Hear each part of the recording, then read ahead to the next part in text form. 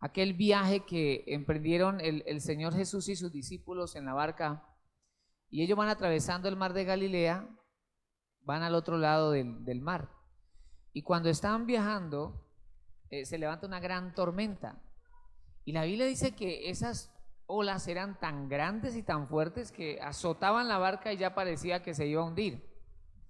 Entonces corrieron a despertar al Señor. A mí me maravilla eso, ¿no? Una tormenta bien fuerte y él estaba durmiendo. Y es que cuando alguien tiene la paz de Dios en su corazón, cuando alguien tiene la plena confianza de que todo está en las manos del Señor, puede dormir. Ellos no podían dormir, y es hasta que no se aguantaron más y fueron a llamar al maestro y lo despertaron para que él arreglara ese problema. Y el Señor en efecto habló a la tormenta y la tormenta se calmó, pero él les hizo una pregunta y les dijo: ¿por qué tenéis miedo? ¿Cómo no tenéis fe? Y el Señor arregló el asunto, arregló el problema. Así que aquí el tema tiene que ver con la fe. Y hoy vamos a hablar de eso, porque todos de una u otra manera enfrentamos una tormenta, ¿no? A veces son tormentas financieras, otras veces son tormentas emocionales, otras veces son tormentas conyugales o familiares. En fin, todos enfrentamos diferentes circunstancias. Claro que nosotros tenemos algo presente en nuestra mente, eso hay que bajarlo al corazón, y es que no importa el tamaño de las olas o cuán fuerte se levante el viento, Dios tiene el control de todo. O sea, Dios está sentado en su trono y Él gobierna todas las cosas. El tema que vamos a ver esta noche se llama, o le puse por título, Dios tiene todo bajo control. Me hace un favor y me le dice al que tiene al lado eso, mire, dígale: tranquilo hermano, Dios tiene todo bajo control. Dios tiene todo bajo control. Muy bien. Entonces, vamos a compartir algunas cositas del texto que vamos a estudiar. Vamos a estar ubicados en el primero de capítulo 19. Primer libro de Reyes, capítulo 19. Y lo primero que vamos a estudiar es que mediante palabras las tinieblas buscan generar miedo. Hay personas que continuamente se conducen bajo el miedo. Y usted lo escucha porque siempre lo están declarando.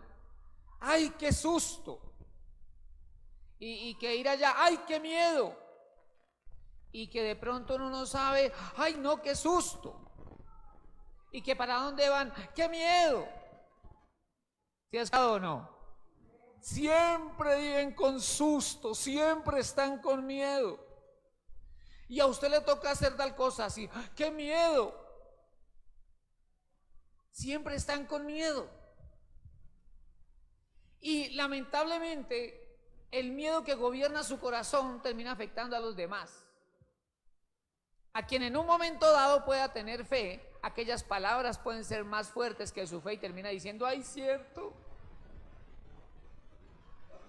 El hecho es que las palabras tienen mucho poder, la Biblia lo dice. La vida y la muerte están en la palabra, en las palabras. Así que vamos a leer, por favor, primer libro de Reyes, capítulo 19, versículos 1 y 2. Aquí en la Reina Valera tiene un subtítulo ahí que dice, Elías huye a Horeb. Verso 1, ¿están conmigo, hermanos? Verso 1, Acab dio a Jezabel la nueva de todo lo que Elías había hecho y de cómo había matado a espada a todos los profetas. Entonces envió Jezabel a Elías un mensajero diciendo, así me hagan los dioses y aún me añadan, si mañana a estas horas yo no he puesto tu persona como la de uno de ellos. ¿Cómo ve usted esa amenaza? Ustedes saben, hermanos, y si no, pues traigo a colación, el profeta Elías ha desafiado a los profetas de Baal y de Acera, profetas que eran sostenidos por la reina Jezabel y el Acab, y ellos eran los encargados del culto a Baal y Acera. Entonces los desafía y los cita en la cima del Monte Carmelo. Y les dice: cada uno de nosotros, ustedes van a ofrecer un sacrificio y yo ofreceré otro. Y quien se manifieste por el fuego, ese será el Dios verdadero. Entonces dijeron: listo. Y los 850 profetas falsos comenzaron a invocar a su Dios. La escritura dice que se sajaban, se cortaban la piel, las venas, gritaban y se pasaban un ratísimo y se cansaron y nunca se manifestó nada. Elías se burlaba de ellos diciéndole: seguramente su Dios está en el baño, está ocupado. Bueno, y entonces Elías solo hace una oración y básicamente le dice: Señor, para que sea conocido que yo soy tu siervo y que tú eres Dios. Y la Biblia dice que el fuego descendió, pero Elías, antes de que descendiera el fuego, les dijo a ellos: echen agua sobre la leña y sobre el sacrificio. ¿Usted sabe qué es prender leña mojada? Y luego de que echaron agua y estaba eso inundado, les dijo: echen más agua. Y dice la escritura que habían hecho una canaleta alrededor del altar, y eso se llenó de agua. Y cuando el fuego de Dios descendió, dice la escritura que el fuego lamió el agua aún de la zanja. Entonces todo Israel se postró y dijo: Jehová es Dios, Jehová es Dios. Y arrancaron a correr los profetas falsos y dijo: échenle mano que esos son del diablo, y los dejó sin cabeza. Una gran victoria. Pero después de aquella gran victoria, Elías escucha ahora las amenazas de Jezabel. Y entonces Elías, ante la persecución, él se asusta. Y noten ustedes que lo que primero utiliza Jezabel son las palabras. Jezabel no fue, ella no fue personalmente. Ella utilizó palabras y le envió palabras a Elías. Y a través de esas palabras lo amenaza de muerte. Una de las armas jezabélicas es la amenaza. Levanta su voz y engrandece las palabras para infundir miedo. Una de las cosas que hace el espíritu jezabélico, una de las cosas que hace las tinieblas, es que levanta la voz y amenaza de muerte. Por eso es que a veces cuando uno está ministrando liberación y se manifiesta un espíritu inmundo, dice: te voy a matar. Y claro, cuando pues no ha habido las formaciones, entonces claro, cualquiera se asusta. ¡Ay, qué miedo! Entonces esa es una expresión normal. Siempre está procurando las tinieblas infundir miedo al que está haciendo la voluntad de Dios. Recuerde, si las tinieblas no logran hacer pecar al Hijo de Dios, entonces lo va a amenazar. Va a querer infundirle miedo, porque el miedo ata y el diablo lo sabe muy bien. Así que envía palabras para dejar al otro atado, amarrado, palabras de miedo. Y eso fue lo que Jezabel hizo con Elías. Pero me llama mucho la atención, y le decía ahora que no fue ella personalmente. Dice que envió un mensajero. ¿Y notan ustedes que no se da su nombre? Es alguien desconocido. ¿Y por qué? ¿Por qué la escritura no menciona el nombre de este personaje? Porque puede ser cualquiera. Y muchas veces puede ser la persona que menos esperamos. Le digo yo siempre que le pasó a Jesús cuando Pedro intentó disuadirlo para que no fuera a la cruz. ¿Y qué le dijo el maestro? Apártate de mí, Satanás. Así que la persona que menos esperamos puede en un momento dado convertirse en un instrumento de las tinieblas. Escúcheme, puede convertirse en un instrumento de las tinieblas procurando debilitar la fe del creyente. Estás en un tiempo de crisis, entonces toma la decisión de buscar a Dios. Y no falta quien venga: no, pero es que usted cree que eso va a cambiar. Y es que usted cree que eso es así de facilito. Y es que usted cree que no sé qué y que lo otro. Y comienzan a sembrar el desánimo y afectan la fe. Aquellas palabras quieren confundir al creyente. Es tremendo, pero cuando el creyente se expone a las palabras del enemigo, el creyente termina muchas veces confundido cuando no tiene claro quién es en Cristo y lo que está haciendo para el Señor. Termina confundido. Y finalmente, el diablo logra su objetivo, que es generar miedo en el corazón del Hijo de Dios. Por eso es que la Escritura nos dice a nosotros, puestos los ojos en Jesucristo. Es bien interesante esto porque Jezabel manda las palabras, Elías está allí y esas palabras entran al corazón de Elías y logran el objetivo. Y aquí vamos al punto número 2 que les quiero compartir.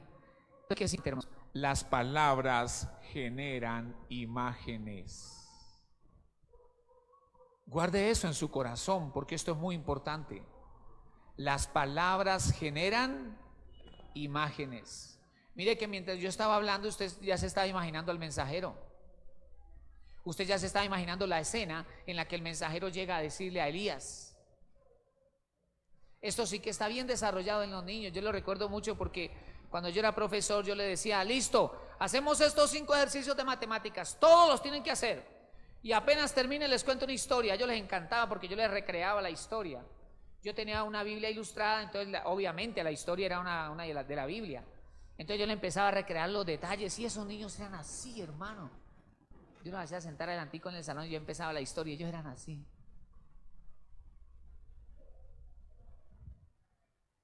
Entonces las palabras generan imágenes. Por eso cuando su corazón y en su mente abundan buenas palabras, sus imágenes serán buenas. Con razón la Escritura nos dice que no se debe apartar de nuestra boca la palabra, que debemos guardar en nuestro corazón la palabra y meditar en ella de día y de noche, porque la palabra crea imágenes.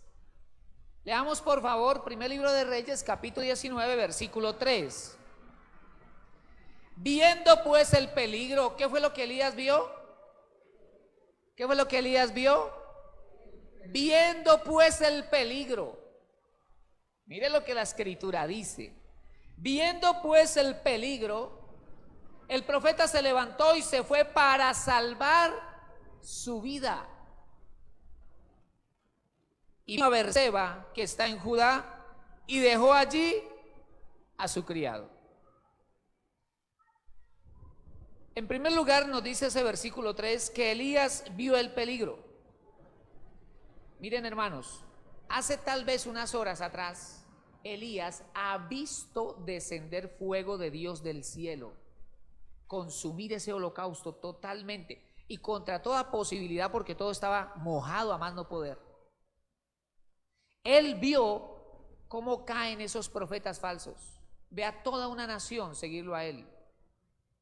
Él acaba de ver la gloria de Dios, pero ahorita él está viendo el peligro. Él está prestando más atención a las palabras de Jezabel que a las promesas de Dios. Y precisamente por eso, al concentrarse más en las palabras de Jezabel, él comenzó entonces a ver, pero él comenzó a ver ¿qué? A ver lo que Jezabel quería que viera. Ella quería que él viera el peligro. Ella quería que él se viera muerto. Así que aquellas palabras empezaron a generar imágenes en él, imágenes de muerte. Él se empezó a ver allí ya en una tabla con 4 velas. Y él dijo, no, me van a dejar sin cabeza. Y se sobaba el cuello. Yo tengo que irme porque yo veo el peligro. Él dejó de ver más a Dios para ver más el problema. Nosotros tal vez en este momento digamos, sí, cierto, pastor, pero ¿cómo dejó de mirar al Señor después de aquella gran victoria? Pero es que a nosotros con frecuencia nos pasa lo mismo. Tenemos un gran milagro el lunes, damos gloria a Dios por ese milagro y el miércoles estamos que ya no sabemos si vamos a seguir al Señor o no. Es tremendo, pero tú te puedes encontrar a una esposa o a un esposo que el lunes está enamorado de su cónyuge. El martes no sabe, el miércoles ya no.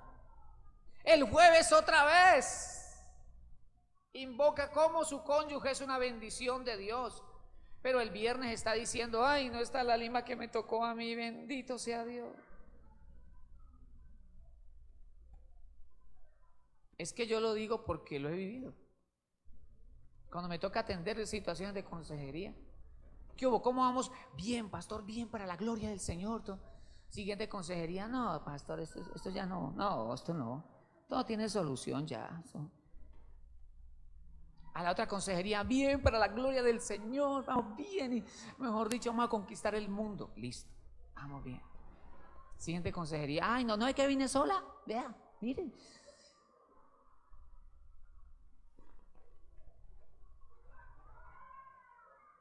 A eso me refiero, que también nos parecemos a Elías. Él acaba de ver la gloria de Dios. Y a las horas o al otro día, o 2 o 3 días después, sale huyendo, porque él cree que Jezabel lo va a matar. Y hermanos, cuando nosotros damos más lugar al miedo que a las palabras de Dios, el miedo nos dibuja unas pinturas. ¿Sabe cómo son esas pinturas? Son pinturas oscuras, imágenes de muerte, de fracaso, de todo se va a acabar, todo va a salir mal, no vamos a poder ir adelante, no vamos a prosperar, esto va a empeorar. No, mejor dicho, lo que quede será por la pura misericordia de Dios. ¿Y qué sucede, hermanos, cuando nosotros nos concentramos en esas imágenes de ruina y de fracaso? Eso provoca en nosotros acciones, reacciones, así como la fe también provoca en nosotros reacciones, acciones. En este caso, Elías salió huyendo. El miedo lo llevó a actuar equivocadamente. Él dice la escritura, que se levantó y se fue para salvar su vida. Hermanos, pero el Dios Todopoderoso estaba con él. Sin embargo, él huyó. De pronto nosotros, como resultado de una crisis, a veces hemos pensado que nos ha abandonado. ¿Le ha pasado a alguien? Como que Dios anda por allá ocupado en otra galaxia y nos dejó solos. Pero la escritura nos enseña algo más. Vamos a mirar el tercer punto, hermanos.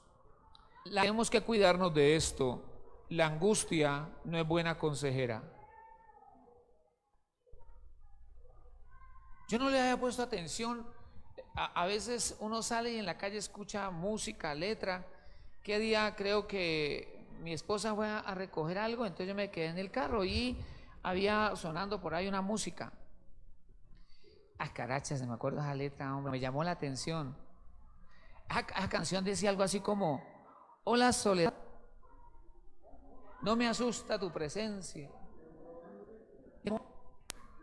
Hola soledad, no me asusta tu presencia, eres como mi compañera. Yo no sé qué, yo ve estaba mal cuando escribió esa carta, cuando escribió esa canción, perdón. Es que y la soledad era su compañera y que no sé qué, ¿no?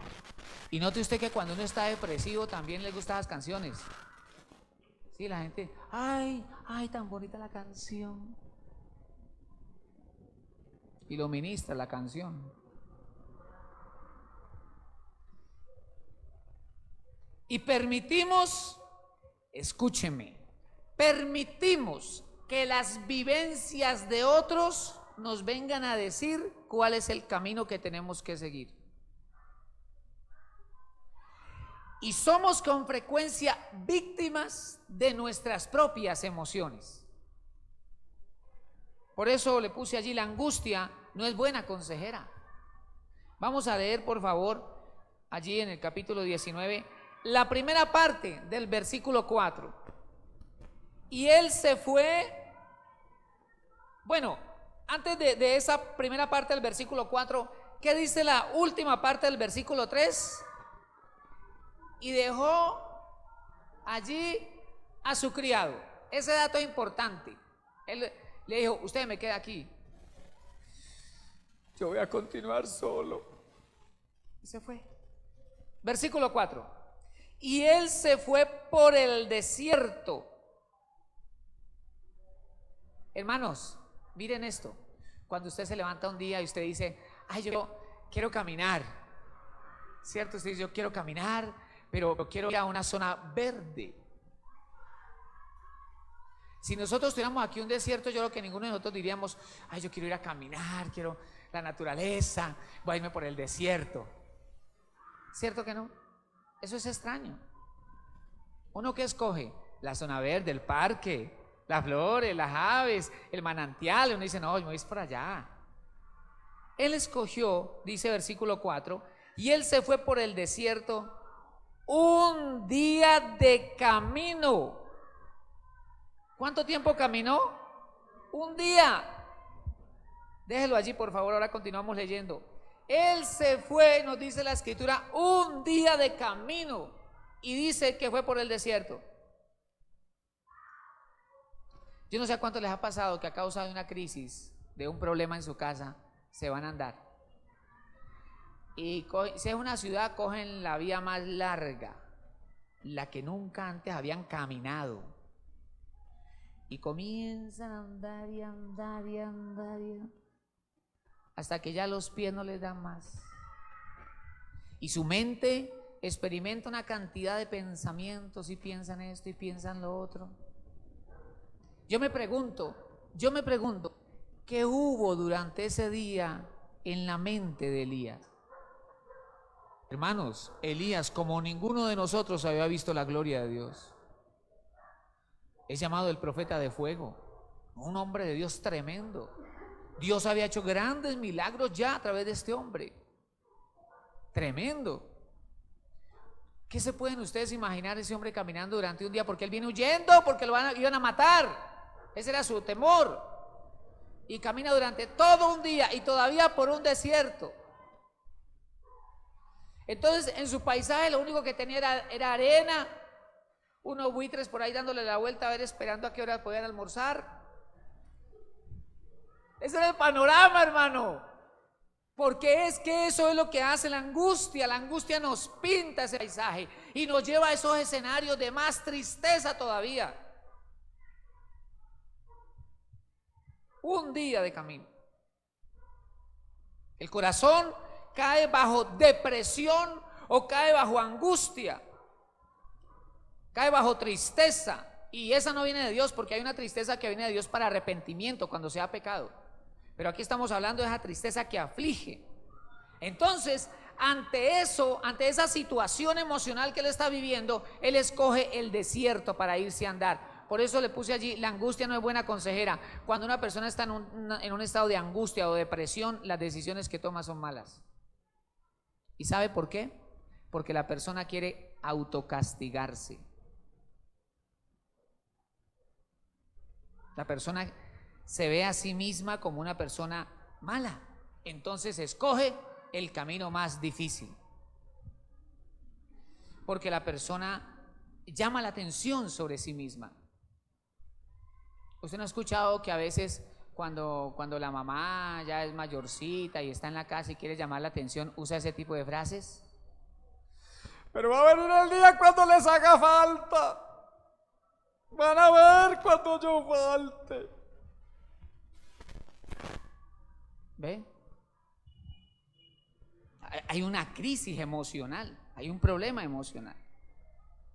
Y lo vemos porque él le dijo al criado, quédese usted aquí y yo sigo solo, y coge el camino del desierto. Quizá, hermanos, quizá él se estaba acusando a sí mismo.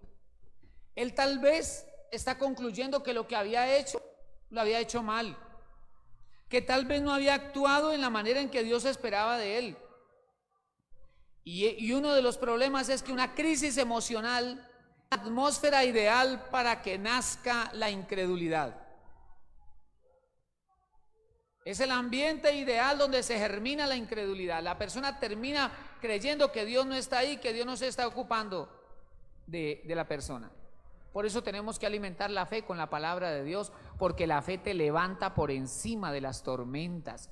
Yo no estoy diciendo que no nos va a mojar las olas, pero lo cierto es que no nos vamos a hundir en el nombre de Jesús.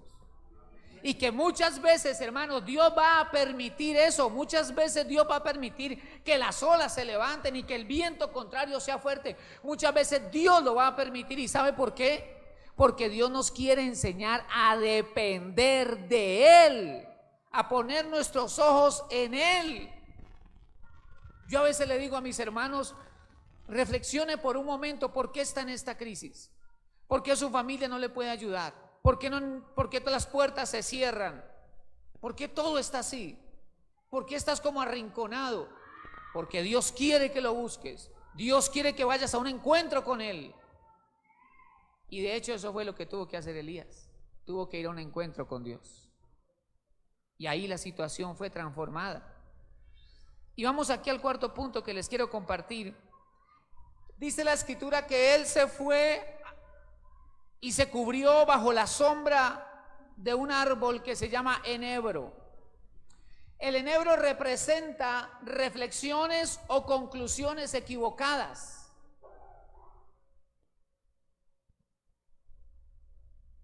Una crisis emocional, una depresión, angustia o tristeza fuerte llega a veces a ser tan intensa que aunque Dios haya puesto en la persona grandes dones y talentos, la persona piensa que no sirve para nada.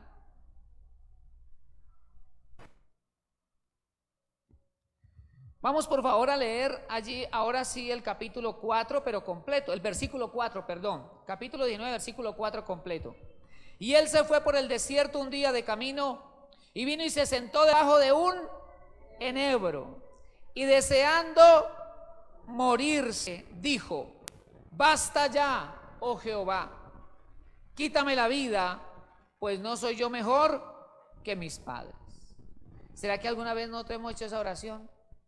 Quítame la vida, eso sí, llévame al cielo porque hay que asegurar el asunto. Pero ya no más. Esa mujer mía no la aguanto, ese marido mío no lo soporto, eso quién sabe que ya no más.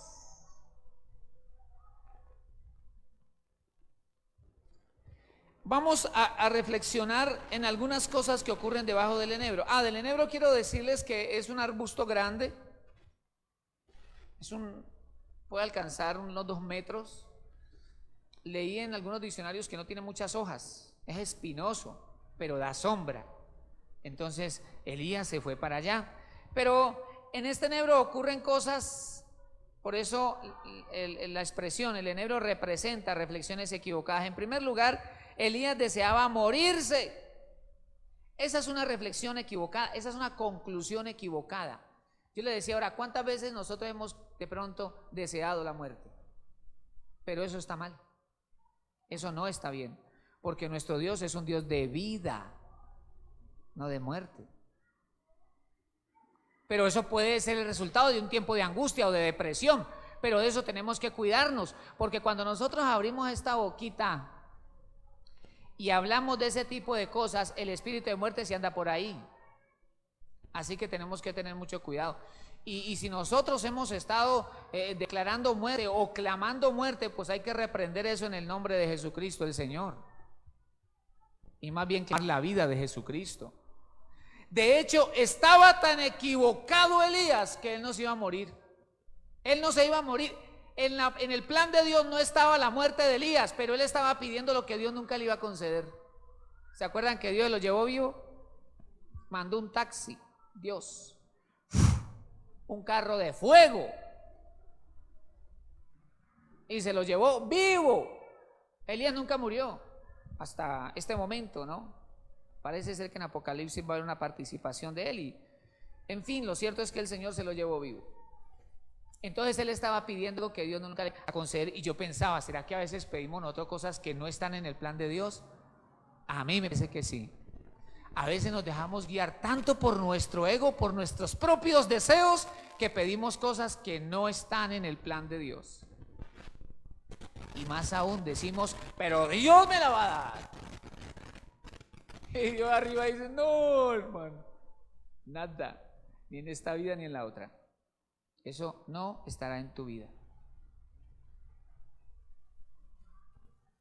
Claro que yo debería decirles a ustedes, hermano, ore y pídale a Dios porque Dios le da todo lo que usted quiera. No, Dios le dará todo lo que esté en la voluntad de Él.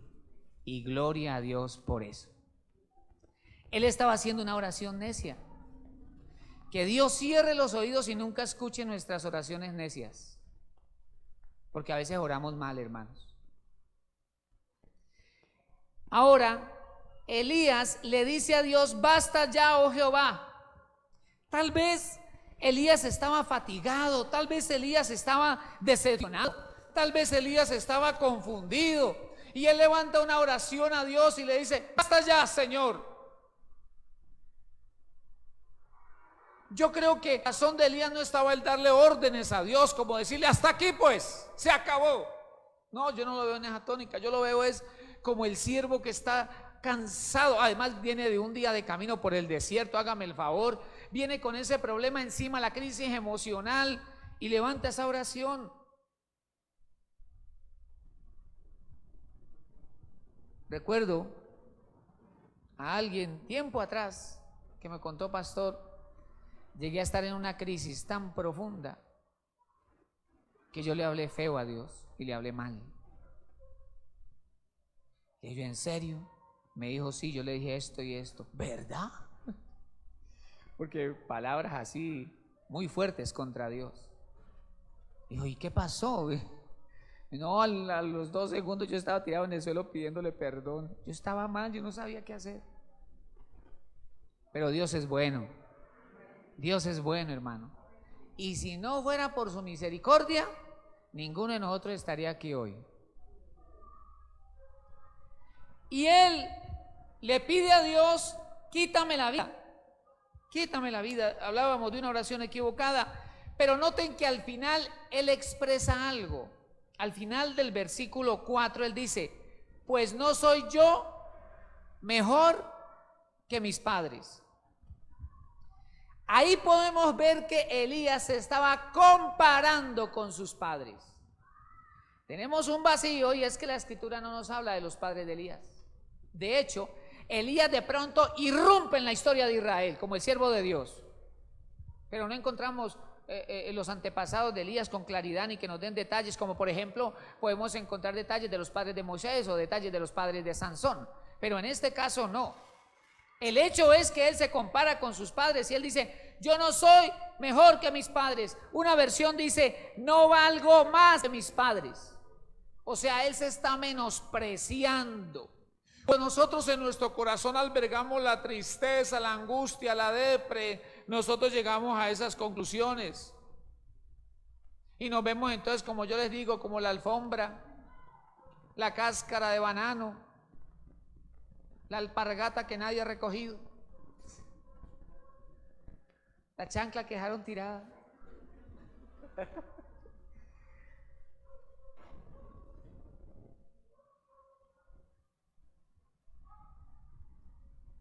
Cuando él dice, no soy yo mejor que mis padres, la palabra mejor traduce bueno. Él está diciendo, yo no soy bueno. Yo no soy bueno. Él está concluyendo que él es malo y que por sus errores él está viviendo todo lo que está viviendo. Y muchas veces el diablo hace eso, usa eso, y muchas veces el cristiano lo acepta y lo toma para su vida. Y aunque es un hijo de Dios, cree que nunca tendrá acceso a las grandes bendiciones de Dios porque no es bueno. Y en primer lugar, eso es una mentira, y en segundo lugar, a nosotros nos da méritos las bendiciones, nuestras propias virtudes humanas, sino la obra perfecta de Jesucristo el Señor. En Cristo estamos completos, en Él hemos sido justificados. No se trata de nuestras virtudes o capacidades, sino de que Dios es bueno. Pasamos entonces al punto número 5 y reflexionamos en algo, y es que Dios no descuida a sus hijos. Dios no descuida a sus hijos. Vamos por favor al versículo número 5. Primer libro de Reyes 19:5. Entonces hablando de Elías después de que le pide al Señor que le quite la vida y que se compara con sus padres, en el verso, y echándose debajo del enebro. A mí siempre me ha llamado la atención esa frase, y echándose debajo. Mire que no dice se acostó. Uno a veces escucha a un padre enojado, vaya pues y se echa en esa cama porque... Esa expresión, ¿no? Y aquí mire, dice, echándose debajo del enebro. Yo veo, porque dice, en el versículo anterior dice que él llegó y se sentó. Se sentó y se puso a reflexionar y levantó esa oración equivocada. Y al último, ¡bam!, como que cayó allá.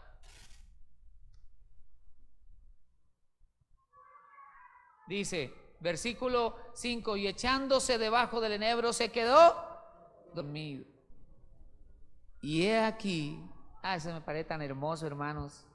Y aquí luego un ángel le tocó y le dijo, levántate y come. ¿Quién hace eso si no solo Dios, hermano? Primero Elías sale huyendo, después viene y levanta esa oración allí en medio de su decepción y de su enojo. Y Dios le responde con amor y cuidado. ¿Quién hace eso si no solo Dios? ¿Cómo no estar enamorados de Dios? Él es el único que nos puede soportar.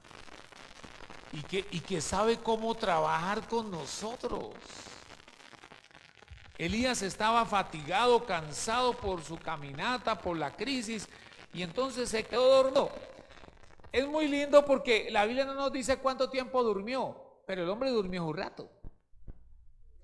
Y después de 1, 2 o 3 horas, porque Dios sabía que él estaba cansado, lo dejó dormir y luego le manda un ángel. Y el ángel lo despierta para que tome sus alimentos. Cierto que es muy rico cuando usted sábado, el domingo, el festivo, usted se despierta y alguien le dice con esa voz, papi, le traje el desayuno. Ay, hermano, mejor dicho. Claro que igual que la otra parte, mami, le traje el desayuno. Vio. Claro, hermano, es que no lo digo, después me regañan allá en la casa.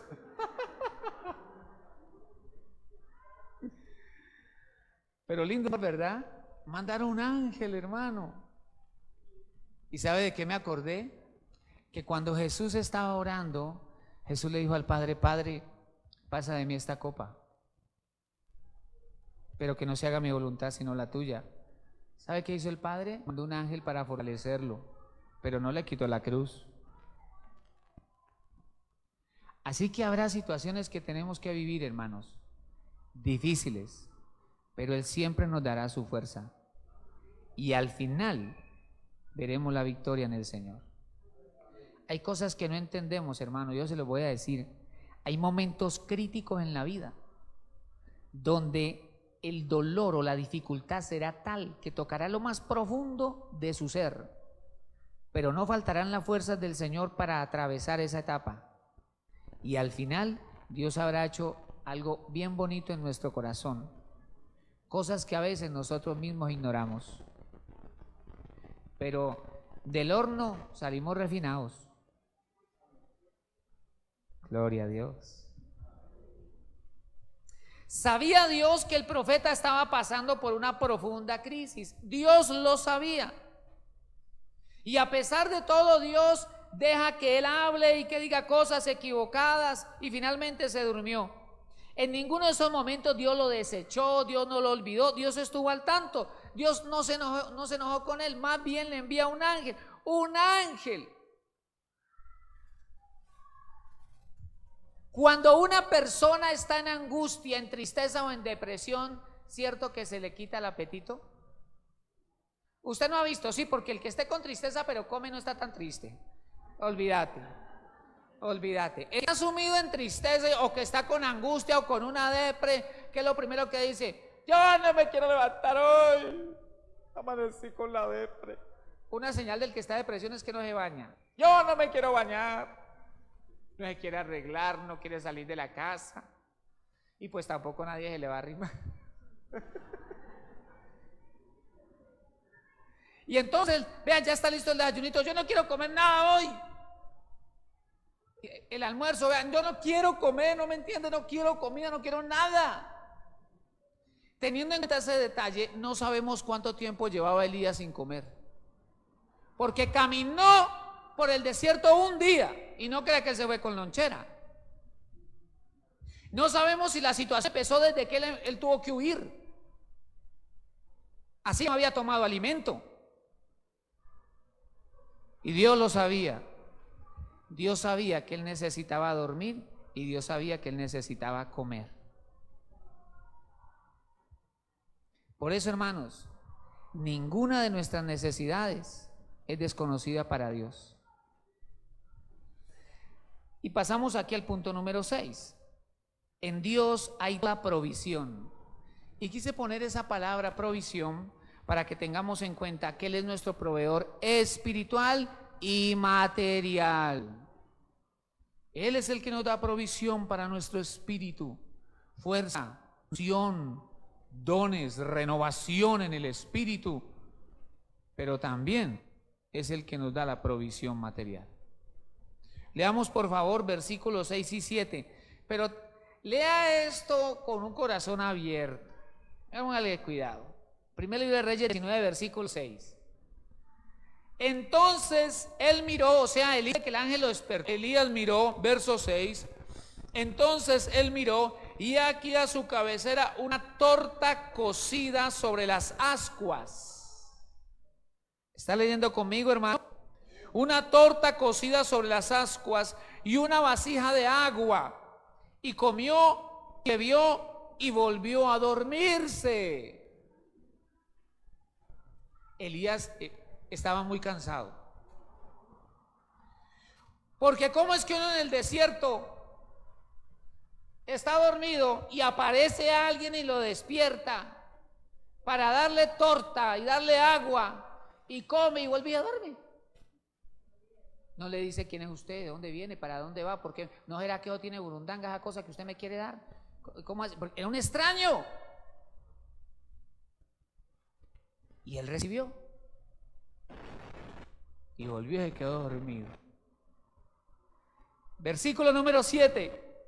Y volviendo el ángel de Jehová la segunda vez, o sea, el ángel esperó que él durmiera la siestica después del almuerzo.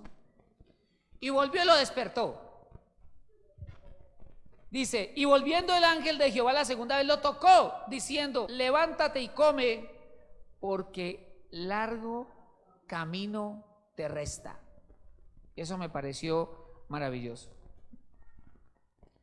Primero, porque Elías está en un desierto completamente solo.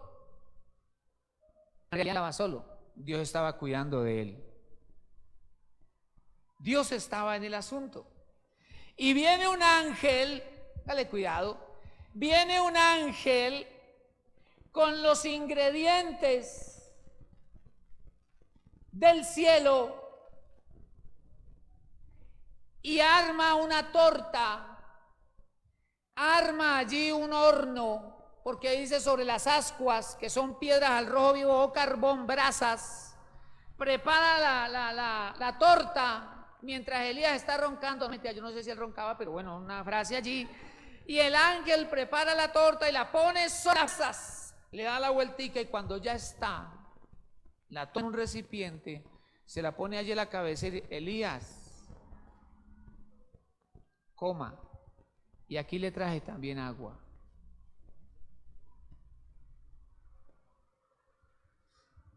¿Qué le parece esa? Ay, pastor, usted mucho Steven Spielberg. ¿Cómo así que preparó? Hizo la torta. ¿Y entonces dónde la consiguió? Pastor, fue y la cogió por allá de una casa de esas. Una señora estaba armando tortas y le echó mano a una y la trajo. Puede ser, ¿no? Pero la trajo y se la calentó. Por lo menos se la calentó. Pero ahora más adelante yo le voy a decir por qué no la cogió de por ahí de una casa de un judío.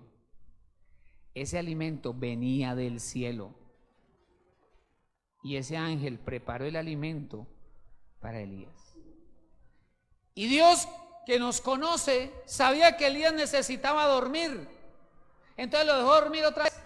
pero sabiendo también que había otro propósito con él, le da orden al ángel, le dice que vuelva a comer. Y volvió el ángel y lo despertó y él, vea que, y esa torta olía, hermano. Yo no sé cuál es la torta que a usted más le gusta, pero olía a eso. Ay, y mira que coman. Ay, pues Elías ni corto ni perezoso, él comió.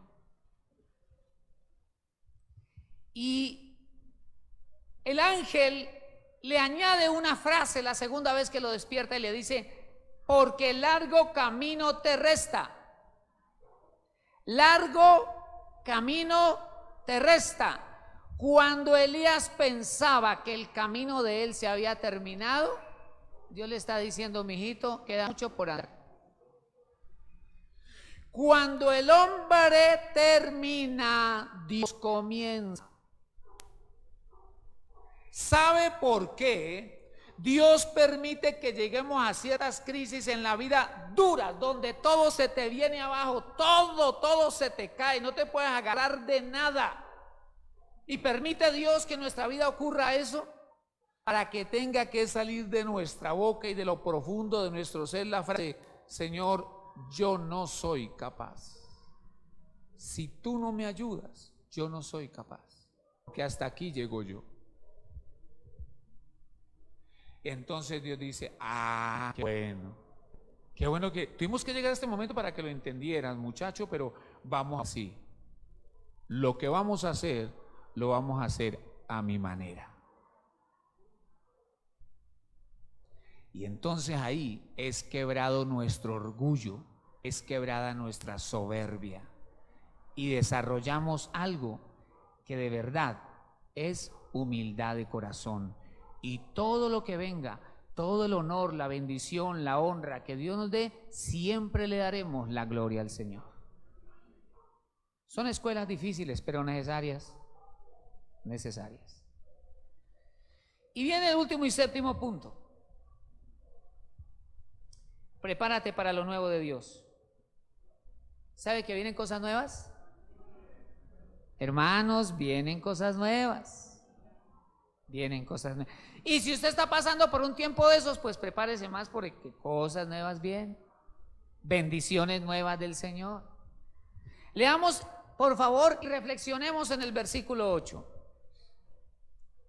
Se levantó pues y comió y bebió, y fortalecido con aquella comida, caminó 40 días y 40 noches hasta Horeb, el monte de Dios. Ajá. ¿Sí ve que los ingredientes no eran de ahí de la panadería de don Pancho? No, señor. Esa torta la hicieron con ingredientes del cielo. Porque nadie puede caminar 40 días y 40 noches sin comer, porque ahí dice: con esa comida caminó 24 horas al día por 40 días. Ese es el pan que tenemos que buscar, el del cielo. Y ese pan es Cristo. Cristo es el pan vivo que descendió del cielo. Por eso Él dijo que el que bebe y come de Él nunca tendrá sed, nunca tendrá hambre. Hermanos, nuestras fuerzas y nuestra renovación están en...